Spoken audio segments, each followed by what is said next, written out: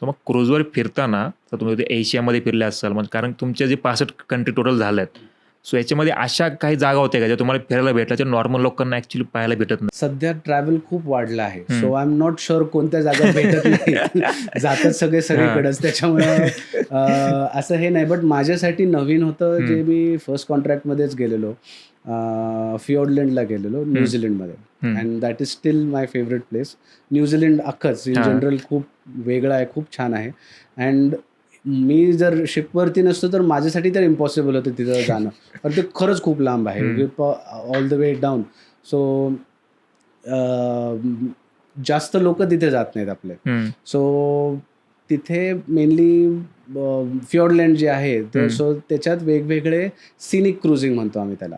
So ship actually आतमध्ये जाते, दोन्ही साईडनी माउंटन्स असतात, आतमध्ये जाते. There is one last point जिथे मला आठवतंय मी फर्स्ट टाईम होतो. अँड यु नो तो स्टार्टचा जोश पण होता. सकाळी आम्ही सगळे 4-5 वाजता उठून वरती ओपन डेकवर गेलेलो आणि मी आपलं जस्ट बघू पोचलोय का अशा ह्याने गेलो. थंडी वगैरेचं काय कोणाला माहिती नाही. मी आपलं असंच उठून गेलो. आणि एवढी थंडी होती की म्हणजे सगळ्यांना डबल अँड ट्रिपल लेअर घालून यायला लागलं, एवढी थंडी होती. त्या दिवसात आम्ही अख्ख्या त्या फियॉर्ड्समधून, शिप लिटरली दोन्ही साईडनी माउंटन्स अँड शिप त्याच्यामधून मधून जाते. आणि नेचर किंवा व्ह्यूज खूप वेगळे आहेत तिथं. आणि म्हणजे मे बी आपल्या इकडं असेल नसेल आय डोंट नो, पण तिथे जे मिळालं ते that was a totally different experience. I mean if you go on land also, तुम्हाला जर तिथे जायचं असेल तर तुम्हाला शिपनीच जायला लागतं. तुम्ही बोट घेऊनच जाणार तिथे. आणि ते 7-8 तास काहीतरी त्याच्या थ्रू आपण जात राहतो. त्या दिवशी मी लंच नाही केला, ब्रेक नाही घेतला, काही नाही. मी कामाला जात होतो. माझ्या ब्रेकच्या वेळेस फ्रंट ऑफ द शिपला फोटोज काढत होतो. आय थिंक त्या एका दिवसात मी काहीतरी 1,500-2,000 फोटोज काढले असतील, कारण व्ह्यूजच एवढे होते वेगवेगळे. त्याच्याबरोबर अजून एक पोर्ट चाल्मर्स म्हणून जागा आहे तिथे. ड्युनेडिन पोर्ट आहे, म्हणजे port Chalmers is the port and ड्युनेडिनला बस घेऊन शटल घेऊन जातात. That's the main town.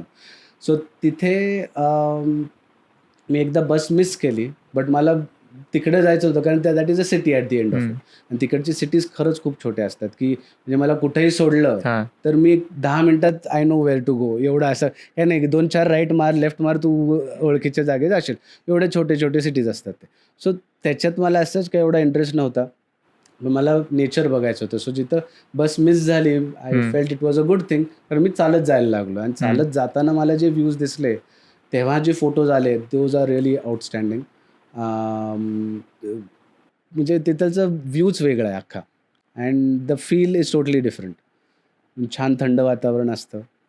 Total contract किती महिन्याचा असतं? 6 महिने.